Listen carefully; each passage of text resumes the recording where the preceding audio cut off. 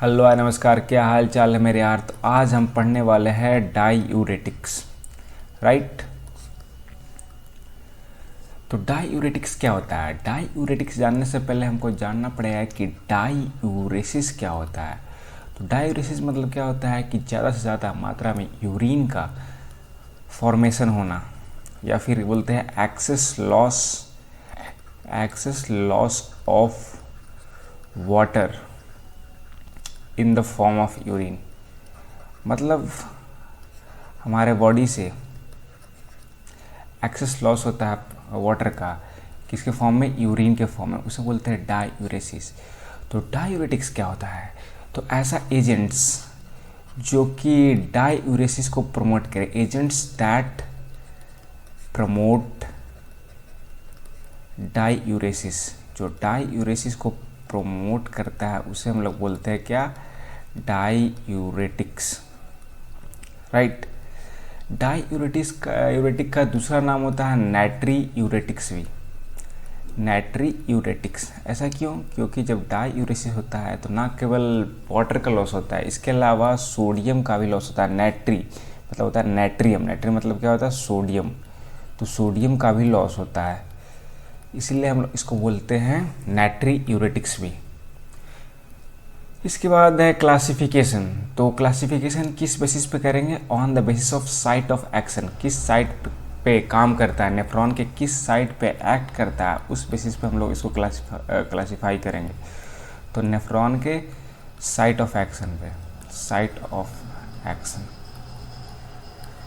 तो इसमें अलग अलग तरह के डायूरेटिक्स होते हैं, जैसे कि होते हैं carbonic anhydrase inhibitor, carbonic anhydrase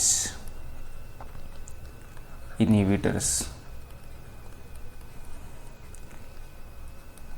इसके बाद होते हैं ऑस्मोटिक डायूरेटिक्स, ऑस्मोटिक डायूरेटिक्स। इसके बाद होते हैं लूप डायूरेटिक्स। तो लूप डायूरेटिक्स जो कि लूप ऑफ हेनले पे काम करेगा। इसके बाद होते हैं थायजाइड डायूरेटिक्स, थायजाइड डायूरेटिक्स जो कि डीसीटी के अर्ली पार्ट पे काम करेगा। इसके बाद होता है पोटेशियम स्पैरिंग डायूरेटिक्स, ये भी डीसीटी पे काम करेगा, लेकिन डीसीटी के ये लेट पार्ट ऑफ डीसीटी पे काम करेगा। अभी हम देखेंगे किस साइट पे एक्ट करता है अलग अलग डायूरेटिक्स। तो ये है यहाँ पे पीसीटी का पार्ट, पीसीटी का पार्ट है। तो यहाँ पे कौन सा डायूरेटिक्स काम करेगा? तो यहाँ पे काम करता है हमारा कार्बोनिक एनहाइड्रेज इनहिबिटर्स, पीसीटी पे।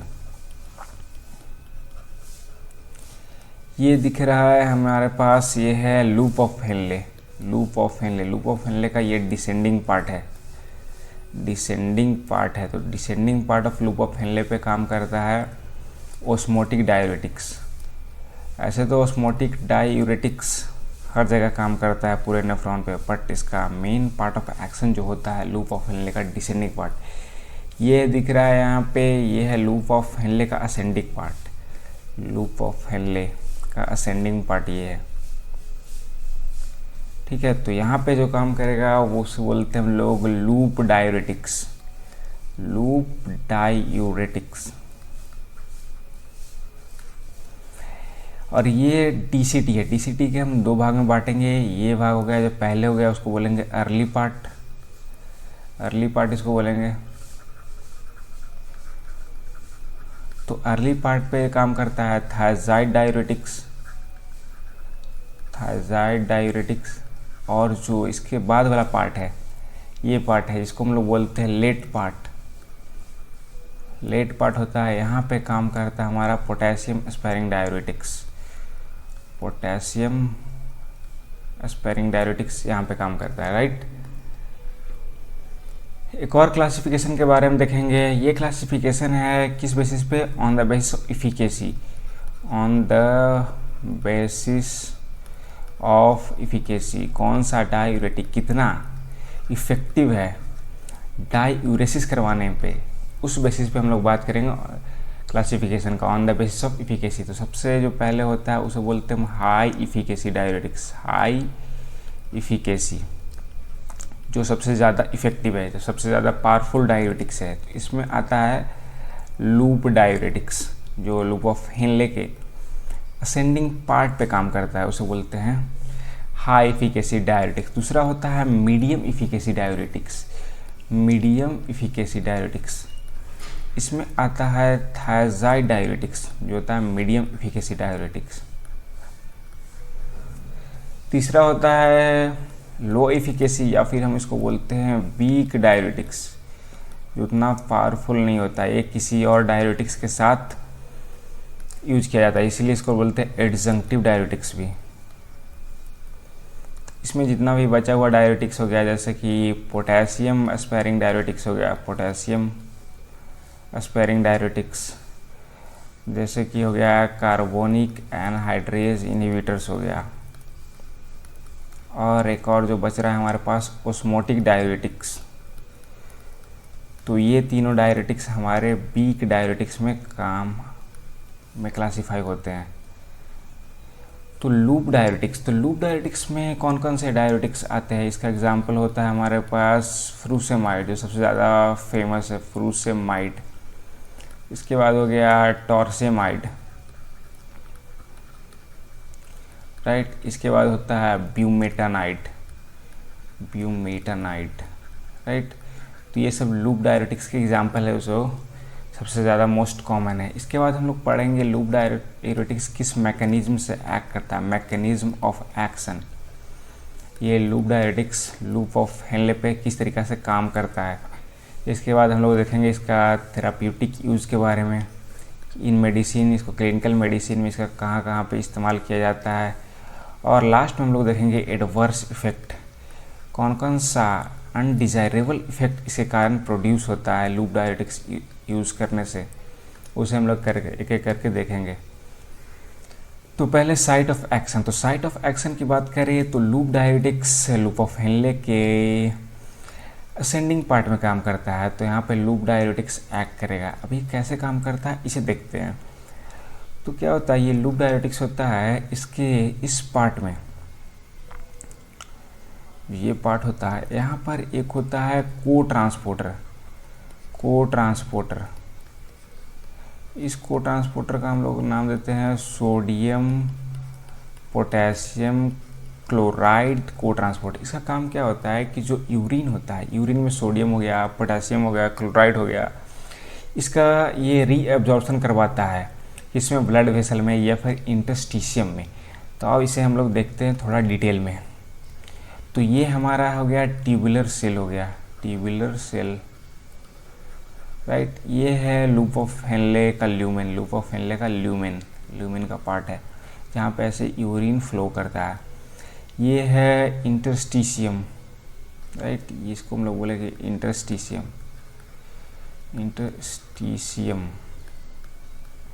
और इसको बोलेंगे ये ब्लड वेसल हमारा हो गया, जो कि वैसा रेक्टा होता है, ब्लड वेसल्स, राइट। तो क्या होता है, यहाँ पे ये जो पार्ट है ल्यूमेन का पार्ट है, इसके बगल में यहाँ पे ट्रांसपोर्टर होता है इस पार्ट में। तो क्या करता है, जो यूरिन हो गया, सोडियम हो गया, पोटेशियम हो गया, क्लोराइड हो गया, तो ये इस सब का ट्रांसपोर्ट करता है कहाँ पे, ये सेल में जाता है, और सेल से ये फिर से इंटरस्टिशियम में चल जाता है, ठीक है।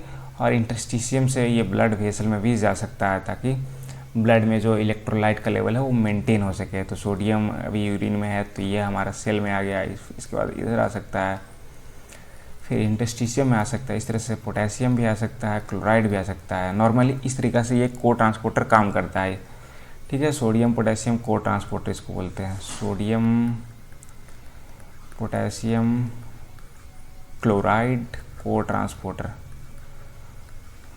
ट्रांसपोर्टर ये होता है, राइट।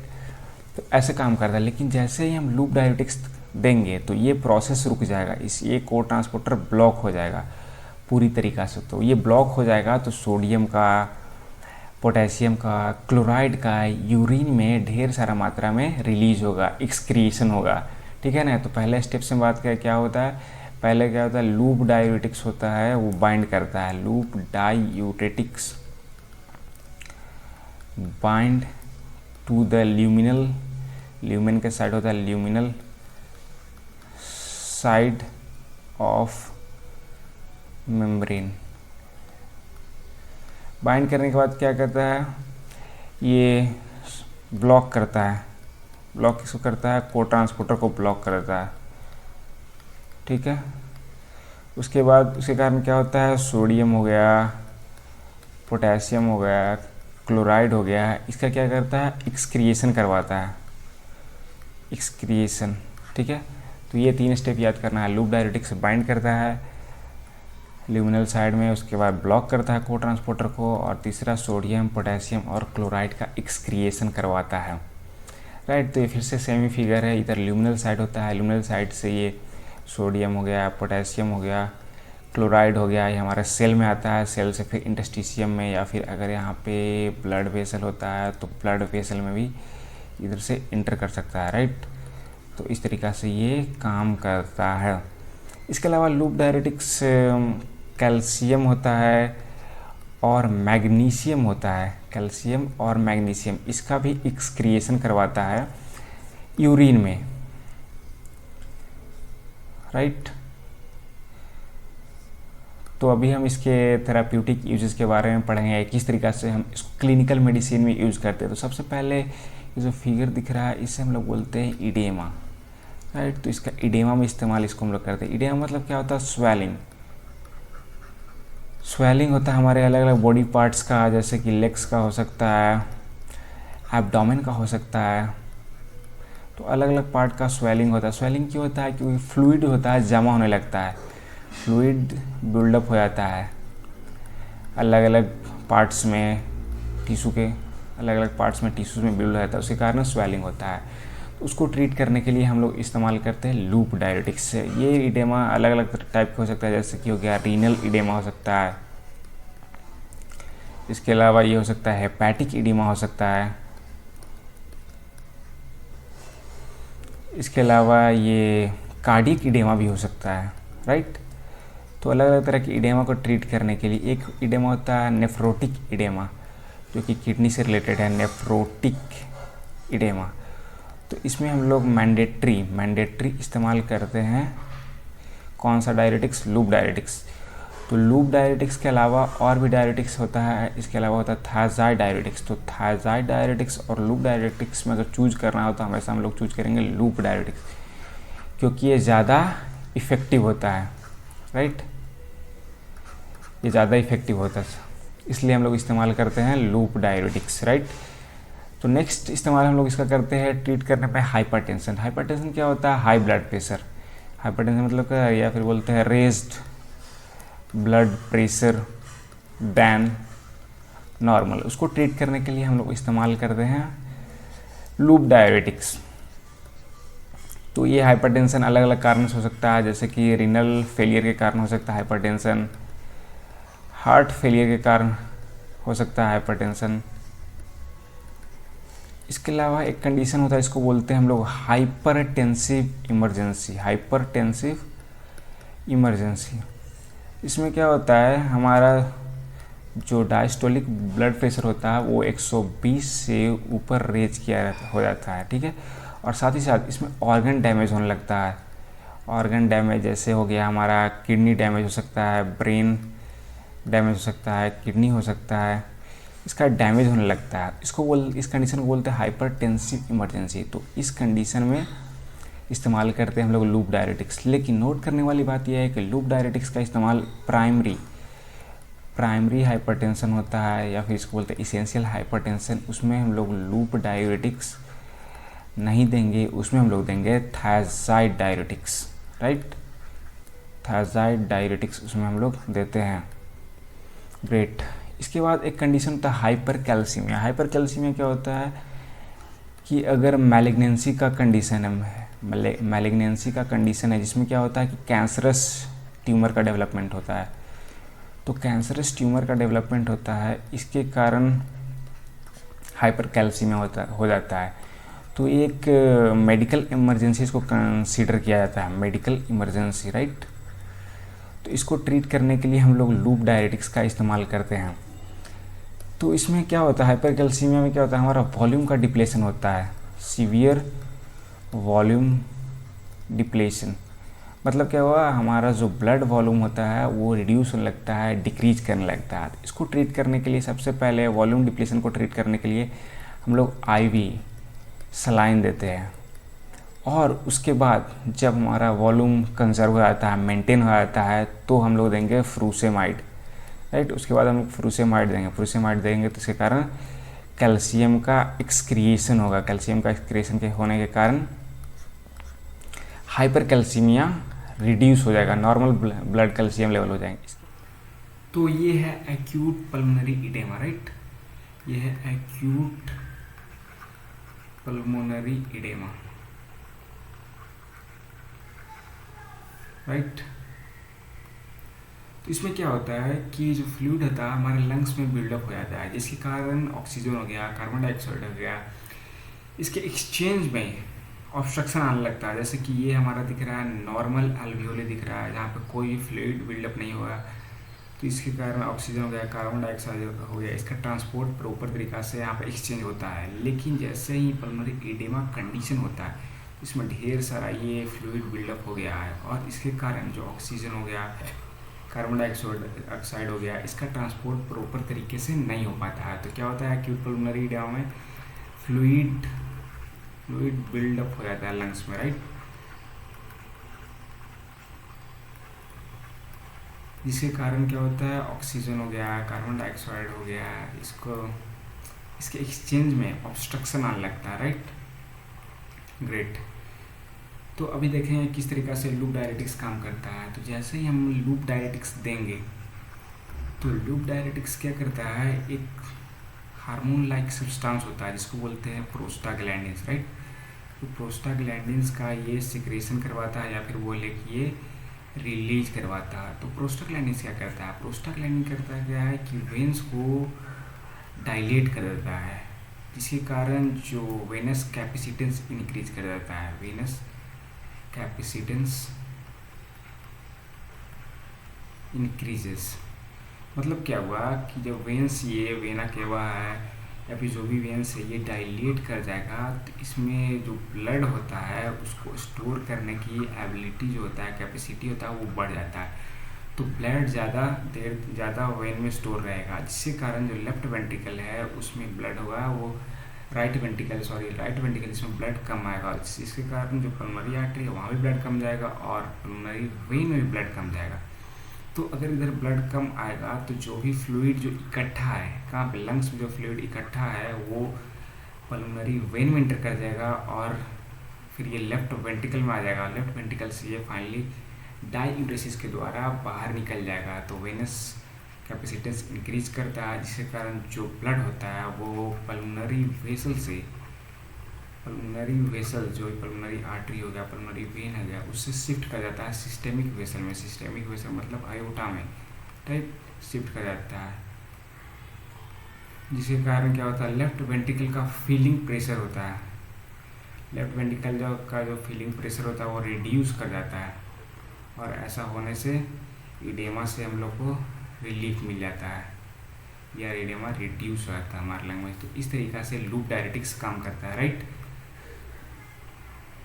इसके बाद वॉल्यूम ओवरलोड में क्या होता है, किसी को सीवियर एनीमिया होता है। तो सीवियर एनीमिया को हम लोग ट्रीट करने के लिए क्या करते हैं, ब्लड ट्रांसफ्यूजन करते हैं, ढेर सारा मात्रा में उसको हम लोग ब्लड का ट्रांसफ्यूजन करते हैं। तो ब्लड ट्रांसफ्यूजन करते हैं, उसके कारण जो ब्लड वॉल्यूम होता है वो इंक्रीज कर जाता है। तो ब्लड वॉल्यूम इंक्रीज करने के कारण वॉल्यूम ओवरलोड हो जाता है, राइट। जब वॉल्यूम ओवरलोड होता है, जिसके कारण हो क्या हुआ, कार्डियक वर्कलोड बढ़ जाएगा, हार्ट को ज़्यादा फोर्सफुली पंप करना पड़ेगा ब्लड को बाहर निकालने के लिए। लेकिन अगर किसी का वीक हार्ट हो तो उसको प्रॉब्लम आ सकता है। तो उसको ट्रीट करने के लिए हम लोग क्या करते हैं, लूप डायरेटिक्स देंगे। लूप डायरेटिक्स क्या करेगा, क्या ब्लड वॉल्यूम को रिड्यूस कर देगा। तो इस तरीक़ा से वॉल्यूम ओवरलोड भी ट्रीट हो जाएगा। एडवर्स इफेक्ट, तो एडवर्स इफेक्ट में हम लोग बेसिकली 3 तरह के एडवर्स इफेक्ट पढ़ेंगे। पहला होता है इलेक्ट्रोलाइट डिस्टर्बेंसेस, मतलब क्या हुआ, इलेक्ट्रोलाइट डिस्टर्बेंसेस का मतलब सोडियम हो गया, पोटेशियम हो गया, ये सब हमारे ब्लड में कम सकता है, बढ़ सकता है, तो इसको बोलेंगे इलेक्ट्रोलाइट डिस्टर्बेंसेस। दूसरा होता है मेटाबॉलिक डिस्टर्बेंसेस, तो मेटाबॉलिक डिस्टर्बेंसेस मतलब क्या होता है कि ब्लड शुगर लेवल हो गया या यूरिक एसिड लेवल हो गया, ये बढ़ सकता है या फिर घट सकता है। इसके अलावा और भी जितना भी रिवर्स इफेक्ट होता है उसको हम लोग अदर्स में पढ़ेंगे। तो एक एक करके हम डिटेल में देखेंगे। पहला इलेक्ट्रोलाइट डिस्टर्बेंसेस। तो लूप डायरेटिक्स क्या करवाता है? लूप डायरेटिक्स करवाता है सोडियम का एक्सक्रिएशन। तो सोडियम का एक्सक्रिएशन करेगा तो ब्लड में सोडियम का लेवल डिक्रीज कर जाएगा। तो इस कंडीशन को हम लोग बोलेंगे हाइपोनेट्रीमिया, राइट। हाइपो मतलब कम, नेट्रीमिया मतलब सोडियम का लेवल। ठीक उसी प्रकार ये पोटेशियम का भी एक्सक्रिएशन करवाता है, तो जिसके कारण पोटेशियम का लेवल ही हमारे ब्लड में घट जाएगा, उसको बोलेंगे हाइपोकैलेमिया, राइट। और साथ ही साथ ये कैल्शियम का भी एक्सक्रिएशन करवाता है, तो कैल्शियम का लेवल घटेगा तो उसको बोलेंगे हाइपोकैल्सीमिया, राइट। और फिर मैग्नीशियम का लेवल भी डिक्रीज करता है, तो इस तरीक़ा से हो जाएगा हाइपोमैग्नीशियमिया, राइट। तो ये 3-4 जो भी है इलेक्ट्रोलाइट डिस्टर्बेंसेस क्रिएट होता है अगर हम लूप डायरेटिक्स यूज़ करते हैं। तो हाइपोकैलेमिया का कारण क्या हो सकता है? कार्डियक एरिथमिया हो सकता है, राइट। जो हमारा हार्ट बीट हो सकता है वो इरेगुलर हो सकता है, राइट। तो ये होता है मेटाबॉलिक डिस्टर्बेंसेस। इसमें क्या होता है कि हमारा ब्लड शुगर लेवल जो होता है वो राइज कर सकता है, ब्लड शुगर लेवल इंक्रीज कर सकता है। तो इस कंडीशन को हम लोग बोलेंगे hyperglycaemia, right. Blood sugar level increase कर सकता है। क्यों इंक्रीज कर सकता है? क्योंकि इंसुलिन का लेवल कम जाता है। इसके अलावा यूरिक एसिड जो होता है हमारे ब्लड में उसका भी लेवल इंक्रीज कर जाएगा, तो इसको बोलेंगे हाइपर यूरेकेमिया, राइट। हाइपर मतलब इंक्रीज, यूरिकेमिया मतलब यूरिक एसिड का लेवल। ठीक उसी प्रकार जो हमारा लिपिड का लेवल होता है वो बढ़ जाएगा। जैसे कि लिपिड में कौन सा लिपिड बढ़ जाएगा? LDL जो बैड कोलेस्ट्रॉल होता है, ट्राइग्लिसराइड होता है, तो इसका भी लेवल हमारे ब्लड में बढ़ जाएगा। तो इसको हम लोग बोलेंगे हाइपर मतलब ज़्यादा क्या, लिपिड का लेवल, लिपिडेमिया, राइट। तो ये हमारा मेटाबॉलिक डिस्टर्बेंसेस क्रिएट होता है अगर हम लूप डायरेटिक्स यूज़ करते हैं। तो अदर्स में क्या है? इस कंडीशन को बोलते हैं ऑटोटॉक्सिसिटी। ऑटोटॉक्सिसिटी मतलब क्या होता है? ऑटोटॉक्सिसिटी मतलब होता है कि जो हमारा जो ये ईयर दिख रहा है, राइट, ये ईयर में जो इतना पार्ट है इसको बोलते हैं इनर ईयर, राइट। एक मिनट। तो ये हमारा हो गया कौन सा? एक्सटर्नल ईयर हो गया, बाहर का। ये हो गया इधर से मिडिल ईयर, और यहाँ से जो पार्ट होता है इसको बोलते हैं इनर ईयर। तो इनर ईयर को जब हम लोग देखेंगे और क्लोजली, तो यहाँ पर इस तरीक़ा से स्ट्रक्चर इसका बनता है। तो इनर ईयर में यहाँ पे सेल होता है, इसको बोलते हैं हेयर सेल, राइट। यहाँ पे हेयर सेल प्रेजेंट है। तो ये हेयर सेल क्या होता है? इसका डैमेज हो जाता है, damage of hair cells. Hair cell जो होता है उसका डैमेज हो जाता है। हेयर सेल डैमेज हो जाएगा तो हमारे ईयर का काम क्या है? हमारे ईयर का 2 काम है। पहला काम क्या है? हियरिंग या फिर लिसनिंग, और दूसरा काम है क्या है? बैलेंस करना, हमारे बॉडी को बैलेंस करके रखता है। तो हियरिंग इम्पेयर हो सकता है, हम लोग हियर नहीं कर सकते हैं तो डिफनेस हो सकता है, राइट। हियरिंग इम्पेयर हो गया तो डिफनेस हो सकता है, और बैलेंसिंग में दिक्कत होगा तो उसको कंडीशन को बोलेंगे वर्टिगो। मतलब ऐसा लगेगा कि हमारा शरीर जो है वर्टिकल सर्कल में घूम रहा है, राइट। इसके अलावा और क्या हो सकता है? फोटो सेंसिटिविटी मतलब कि हमारा जो स्किन होता है वो सनलाइट से सेंसिटिव हो जाएगा, राइट। तो इसके कारण क्या हो सकता है? स्किन बर्न हो सकता है, राइट। यहाँ पे इस तरह का स्किन बर्न होगा तो इस तरीक़े से कुछ दिखेगा। तो ये आज के लिए बस इतना ही। तब तक के लिए खुश रहें, स्वस्थ रहें।